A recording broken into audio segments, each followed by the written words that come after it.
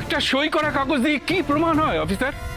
মাথায় বন্দুক ঠেকিয়ে কত মানুষকে দিয়ে কত সই করে নেওয়া হচ্ছে, কি এসে যায় তাতে? কিন্তু আইনের চোখে কাগজটা একটা প্রমাণ। যদি সত্যি ডিভোর্সটা হয়ে থাকে এবং ওনারা এই পেপারস দেখাতে পারেন, তাহলে কিন্তু এই মুহূর্তে এখানে দাঁড়িয়ে কারোর কিছু বলার থাকবে না।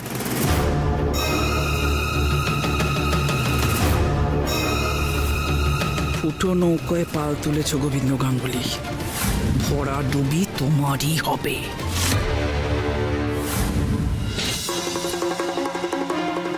এবারে দেবা রুক্স, এবার আমার খুব ডর লাগছে। বিয়েটা শেষমেশ হবে তো? তোমার মুখটা একটু তুমি বন্ধ রাখবে? এখানে তো লিখেছিলাম।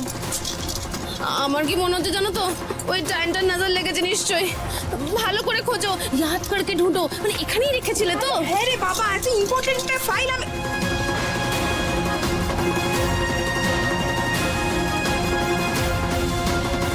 বাবা এত ইম্পর্টেন্ট একটা ফাইল বলে আমি চাবি দিয়ে রেখেছিলাম। দেখো কোন ড্রয়ারটাতে রেখেছি এক্স্যাক্টলি সেটা তো अच्छी तरह से ढूंढो, अच्छी तरह से ढूंढो।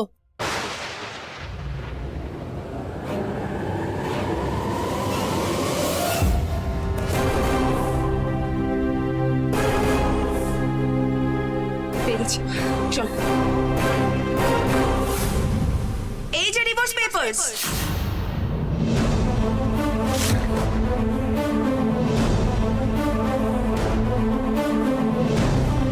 এই যে অফিসে দেখে নিন। এখানে ক্রিশ আর বিনু দুজনেরই সাইন আছে, প্লিজ দেখে নিন।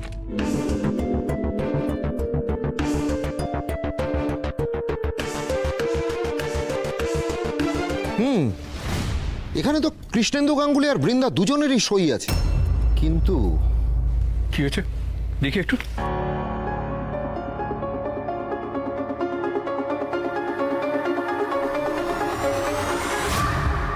আমি তো বলেছিলাম অফিসার যে এখানে একটা অন্যায় হচ্ছে। কিসের অন্যায়? আপনারা প্রমাণ চেয়েছেন, আমরা প্রমাণ দিয়েছি। এবার দয়া করে আসুন অফিসার, শুভ কাজে আর বাধা দেবেন না। অবশ্যই দেব, কারণ কৃষ আর বিনুর বিবাহ বিচ্ছেদটাই হয়নি।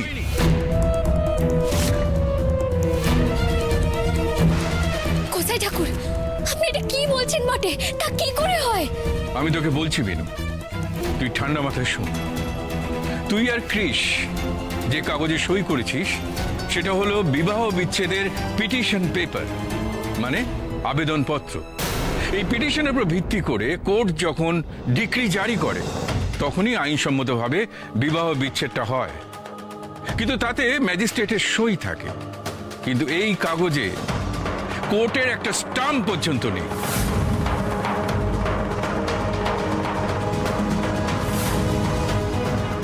আর তাছাড়া বিবাহ বিচ্ছেদের আবেদনের আগে স্বামী স্ত্রীকে অন্তত 6 মাস আলাদা থাকতে হবে, কিন্তু তোদের বিয়েই এখনো 6 মাস হয়নি। এই বিবাহ বিচ্ছেদের আবেদন কি করে হয়?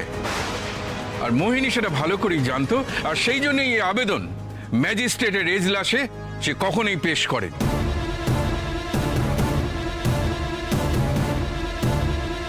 আমি ঠিক বললাম তো অফিসার? একদম ঠিক কথা।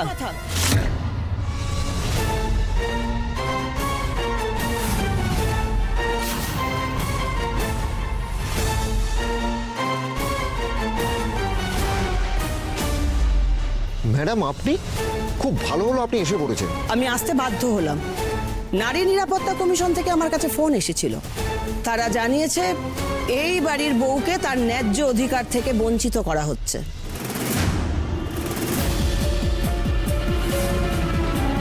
আমি অবাক হয়ে যাচ্ছি মোহিনীমা, আপনি মা মুন্ডমালিনীর এত বড় একজন ভক্ত, আপনাকে সবাই নারী শক্তির প্রতিভূ বলে মানে, আর আপনারই পুত্রবধূর সাথে এত বড় একটা অবিচার করলেন। কৃষ গাঙ্গুলি এখনো বিবাহিত, এই মুহূর্তে তার সাথে এই মেয়েটির বিয়ে হওয়া সম্ভব নয়।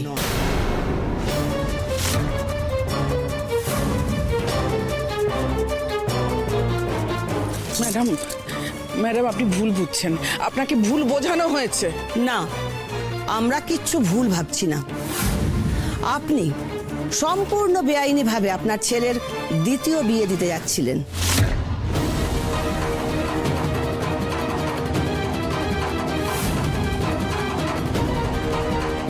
ভাগ্যিস আমরা খবর পেয়ে ঠিক সময় এসে পড়েছিলাম, না হলে আপনি দুটো মেয়ের জীবন একসাথে নষ্ট করতে চলেছিলেন।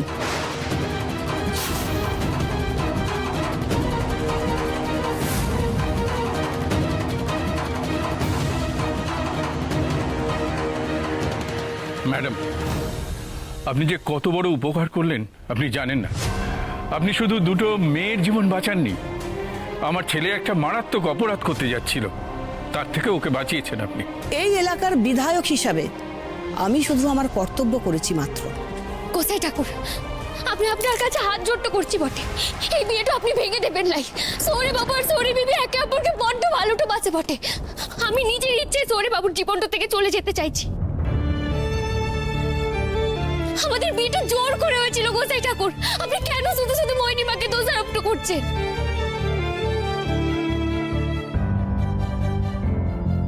সর্বনাশ, বিনু না আবার সব প্ল্যান ভেস্তে দেয়। মিনু, এখানে দেখছো বড়রা কথা বলছো, তুমি এর মতো কথা বলছো কেন? কেন বলবে না ঠাকুরপো? ও সত্যি কথাগুলো বলছে বলে তোমাদের গায়ে ফোসকা পড়ে যাচ্ছে, তাই না? ওই লোকটা বিনুকে হাতিয়ার করে আমার সম্বন্ধে মিথ্যে অভিযোগ এনেছে।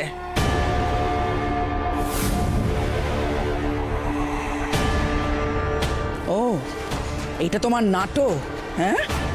তুমি, ওই লোকটা আর তোমরা সকলে মিলে পরিকল্পনা করেছো যাতে আমার ছেলের বিয়েটা ভেস্তে দেওয়া যায়। এই লোকটা খবর পেলো কি করে যে আমার বাড়িতে আমার ছেলের বিয়ে? কই, আগে তো অনেক ঘটনা ঘটেছে, ও তো কোনো খবর রাখতো না। যখন তোমার সাথে কৃষের বিয়ে হয়েছিল তখনও তো সে নাক গলাতে আসেনি। তাহলে আজকে কেন সে এই বাড়িতে? কেন? বেনু কি বাবাকে চিনতো আগে থেকে? নিশ্চয় চিনতো, নইলে বাবাকে এখানে দেখে এত অবাক হলো কেন? কি হলো? চুপ করে আছো কেন?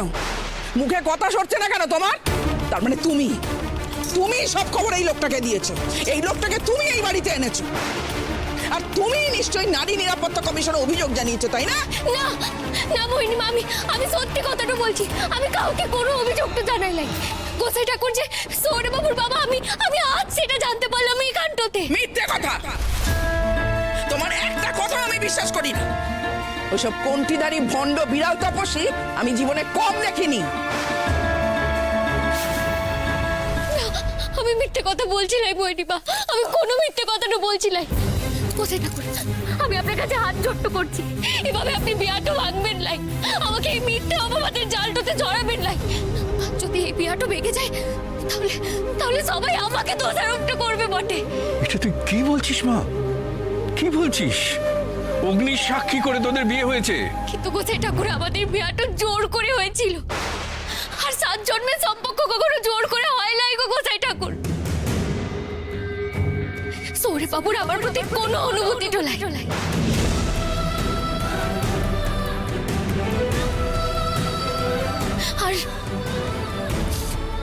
আর আমারও লাগে।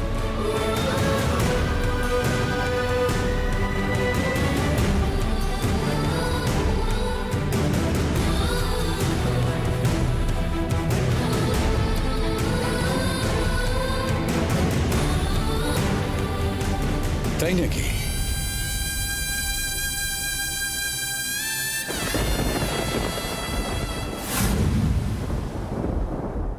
এবার তুই সত্যি করে বল, তুই তোর শহুরে বাবুকে স্বামী হিসেবে মানিস না?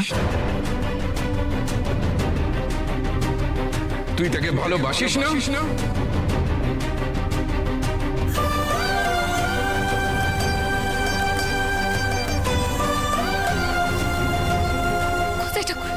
গোসাই ঠাকুর, আপনি আমার হাতটা আপনি ছেড়ে দিন বটে। না, তোকে আমার মাথার দিব্যি দিয়েই বলতে হবে। তোকে অনেক ছোটবেলা থেকে তালিম দিয়েছি, কিন্তু আমি কোনোদিন গুরু দক্ষিণা চাইনি। আজ চাইছি, আজ। বল, তুই কৃষকে স্বামী হিসেবে মানিস না? তুই কৃষকে ভালোবাসিস না?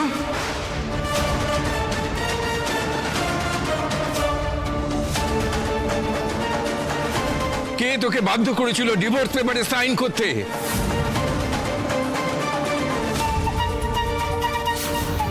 বল বিনু, বল।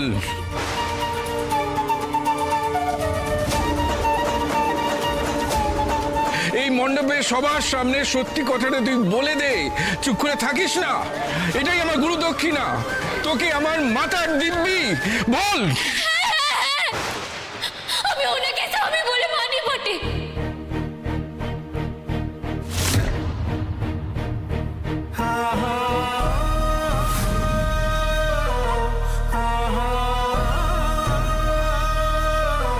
আমি মন প্রাণ দিয়ে সেটাই মানি বটে।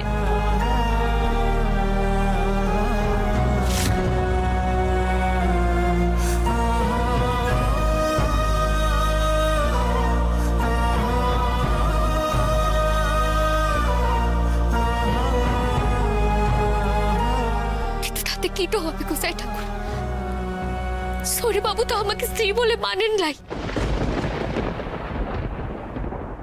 সরে বাবু আর সরে পিপি একে অপরকে বড্ড ভালোটা বাঁচে গোসাই ঠাকুর।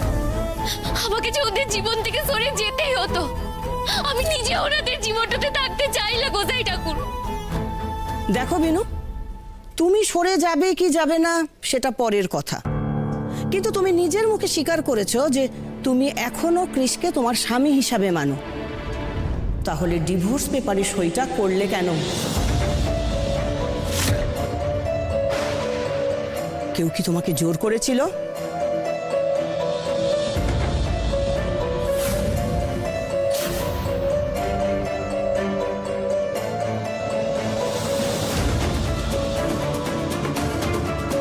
আমার ছেলেকে মুক্তি দাও, মুক্তি দাও। প্লিজ তুমি আর ওই বাড়িতে ফিরে যেও না। তুমি চুপ করে দেখো না বিনু, প্লিজ কিছু বলো।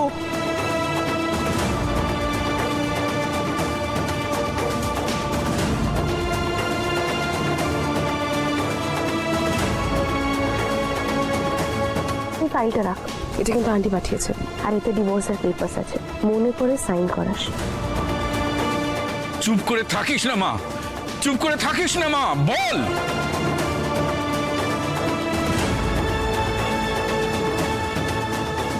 হে মাধব, এ কোন ধর্ম সংকটে ফেললে আমায়?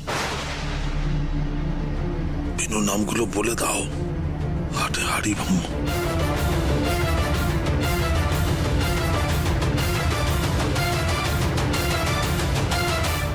আমাকে কেউ জোট্ট করে নাই।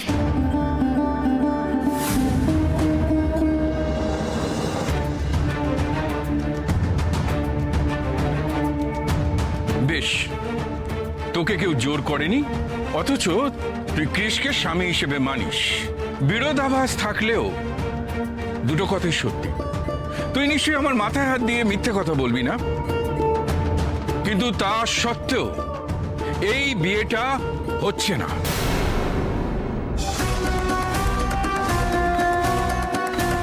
দেখো বিনু, আমি তোমার সব কথাই শুনলাম, কিন্তু যে কারণে তুমি বিবাহ বিচ্ছেদ চেয়েছো সেটা তো এভাবে হতে পারে না। আর যদি সেটা হয়ও, তাহলে তার জন্য আইনের কিছু নিয়ম আছে, সেই নিয়ম মেনেই সবটা হতে হবে। তার আগে পর্যন্ত তোমাকে এই বাড়িতেই থাকতে হবে, আর এই বাড়ির সকল সদস্যদের মেনে নিতে হবে যে তুমি কৃষের স্ত্রী।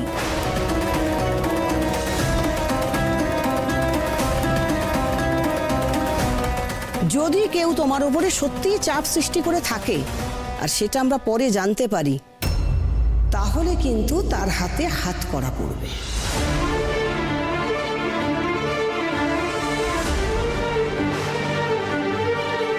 আর বিনু, তুমি এই বাড়িতে তোমার সমস্ত অধিকার নিয়েই থাকবে, আর যদি তোমার কোনো অসুবিধা হয় তাহলে তুমি আমাকে জানাবে। চলো।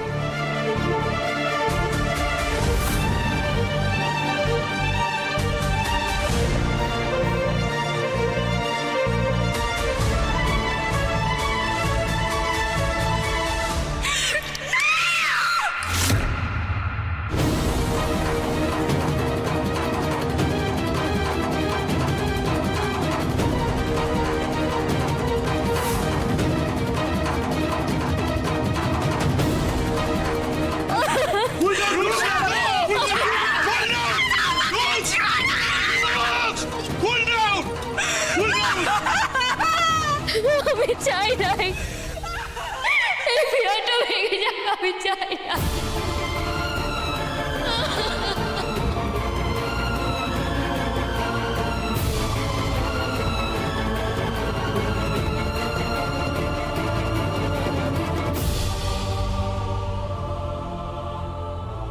থাক থাক বাবা থাক।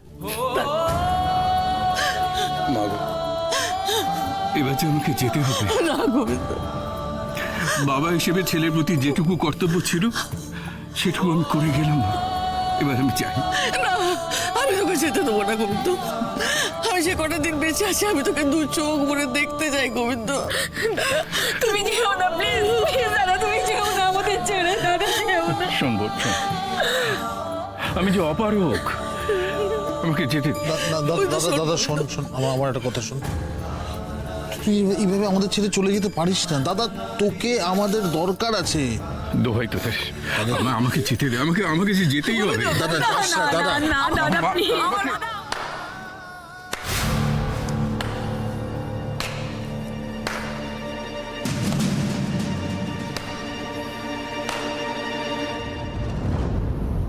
পালিয়ে যাচ্ছেন তো? এই না হলে গোবিন্দ গাঙ্গুলি। আমার দুর্ভাগ্য যে আমি আপনার ছেলে হিসেবে জন্মেছি। দাদু, দাদু এসব কি বলছিস তুই? না ঠাম্মি, প্লিজ আমাকে আজকে আটকেও না। এই মানুষটা যখন এত বছর পর আমার সামনে দাঁড়িয়ে আছে, আমার সমস্ত কথা এই মানুষটাকে শুনতে হবে। কি ভেবেছিলেন যেভাবে আমার মায়ের জীবনটা আপনি ছাড়কার করে একদিন চলে গেছিলেন, ঠিক সেইভাবে হঠাৎ করে আজকে এখানে এসে আপনি পুরো পরিবারটাকে ছাড়কার করে দিয়ে চলে যাবেন আর আপনাকে কেউ কিছু বলবে না? সরি বাবু, আপনি কেউ কথা বলবে না। আমার আর আমার বাবার মধ্যে যে কেউ কথা বলতে আসবে না, কেউ না, শুধু আমি কথা বলবো। কি বলছিলেন আপনি? আমার প্রতি কর্তব্য পালন করতে এসেছেন? বাবা হয়ে ছেলের প্রতি এইটুকু কর্তব্য ছিল আপনার? এইটুকু কর্তব্য ছিল? এই যে মানুষটার সারা জীবন এখন অব্দি আমার সমস্ত দায়িত্ব নিয়ে গেল। এই মানুষটা নিজের জীবনটাকে উৎসর্গ করে দিল, আর আপনি আপনি আপনি এই মানুষটাকে সবার সামনে আপনি অসম্মান করলেন। হ্যাঁ, কেন জানেন? কারণ আপনি একটা স্বার্থপর মানুষ। একটা স্বার্থপর মানুষ আপনি। তাই আপনি কোনোদিনই পরিবারের জন্য কিছু করতে পারেননি, আর আজও পারবেন না। আপনি চলে যাবেন তো? হ্যাঁ যাবেন তো, যাবেন। আর আপনাকে যেতেই হবে, কেন জানেন? কারণ আমি আপনাকে এই বাড়িতে থাকতে দেবো না। আপনি একটা কথা শুনে রাখুন, আমার কাছে আমার মা ঈশ্বর। হ্যাঁ, আমার মা ঈশ্বর আমার কাছে। আর আপনি আমার ঈশ্বরকে সবার সামনে অপমান করেছেন, সবার সামনে অপসম্মান করেছেন, কিন্তু আপনি কিচ্ছু করতে পারবেন না, কেন জানেন? আমার মায়ের সামনে আমি ঢাল হয়ে দাঁড়িয়ে থাকবো।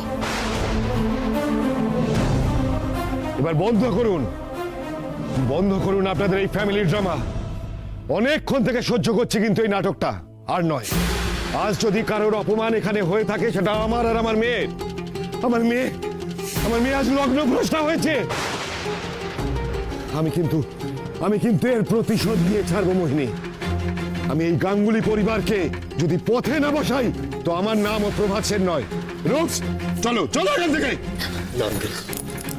রুক্মিণী কোথাও যাবে না, রুক্মিণী এখানেই থাকবে। সরি বেবি, তো ভাই আপনি কোথাও যাবেন না। চুপ করো বিনু, একদম নাটক করবে না, কেউ কোনো কথা বলবে না আজকে। অনেকদিন এই বাড়িতে আমি অনেক অপমান সহ্য করে থেকেছি, আমি কিচ্ছু বলিনি, কিন্তু আর নয়। আপনারা আমাকে কেউ বিনু পাননি যে আমার মাথায় উঠে নাচানাচি করবেন। আজকে চলে যাচ্ছি, কিন্তু এর ফল ভোগ আপনাদের করতে হবে। আজকে যে জিনিসটা আমার সাথে ঘটলো, তার জন্য আমি কাউকে ছাড়বো না, কাউকে না।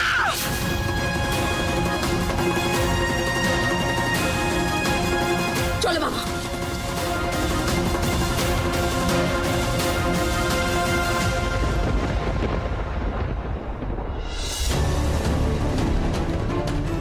পেয়েছেন তো? শান্তি পেয়েছেন তো গোবিন্দ গাঙ্গুলি? শান্তি পেয়েছেন তো এবার? এটাই চেয়েছিলেন তো? হ্যাঁ, এটাই চেয়েছিলেন তো? আজ যা হলো সেটা কিন্তু ভালোর জন্যই হলো, সেটা তুমি একদিন ঠিক বুঝতে পারবে। আরে রাখুন আপনার ভালো, অনেক করেছেন আপনি, আর ভালো করতে হবে না আপনাকে। আপনি এবার আসতে পারেন।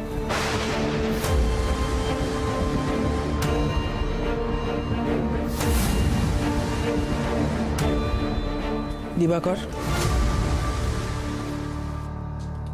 এই লোককে আর বাঁচিয়ে রাখা যাবে না, বাড়ির বাইরে গেলেই শেষ করে দিবি। গোবিন্দ তুই থাক, আমার কথাটা শোন গোবিন্দ, আমার কথাটা শোন, তুই এবার ছেড়ে যাস না গোবিন্দ, তুই যাস। এখনো নির্লজ্জের মতো দাঁড়িয়ে আছো যে, শুনতে পেলে না? তোমার ছেলে তোমাকে চায় না, শুনতে পেলে না? আর আমার কাছে তুমি বহু বছর আগেই মৃত। এই মুহূর্তেই বাড়ি ছেড়ে চলে যাও, নাহলে ঘর ধাক্কা দিয়ে বের করে দেবো তোমাকে।